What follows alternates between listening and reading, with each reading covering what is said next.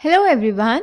So we are solving NCERT questions of the chapter Biotechnology and its applications. Question number 6 is diagrammatically represent the experimental steps in cloning and expressing a human gene, say the gene for growth hormone, into a bacterium like E. coli.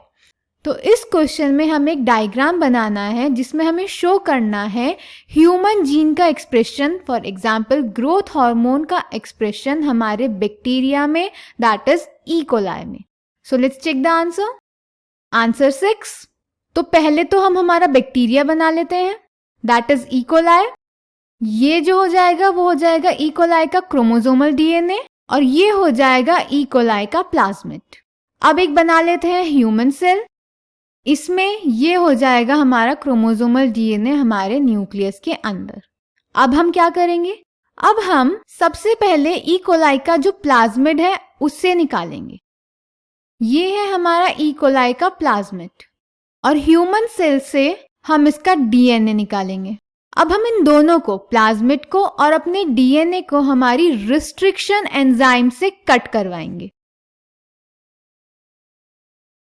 हम हमारे plasmid और DNA को same restriction enzyme से cut करवाएंगे ताकि दोनों में जो हमारे एंड्स बने वो स्टिकी एंड्स बने. तो जब रिस्ट्रिक्शन एंजाइम से हम कट करवा देंगे तो हमारा प्लाज्मिड दिखेगा कुछ ऐसा. ये हो गए हमारे स्टिकी एंड्स. और जब हमने ह्यूमन डीएनए को करवाया तो यहाँ पर भी स्टिकी एंड्स आ गए और हमने हमारा ग्रोथ हार्मोन वाला जीन सिलेक्ट कर लिया. अब दोनों के स्टिकी एंड्स हैं. इन स्टिकी एंड्स को हम जोड़ देंगे with the help of DNA ligase enzyme.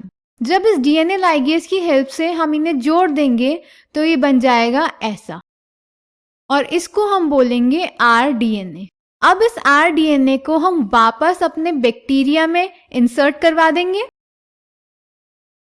ये हो जाएगा हमारा ट्रांसजेनिक बैक्टीरिया और इस बैक्टीरिया की हम करवा देंगे अब क्लोनिंग.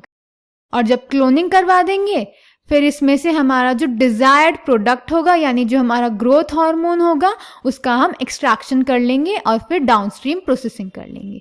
तो हमें मिल जाएगा हमारा product. So this is our diagram. Let's check it again.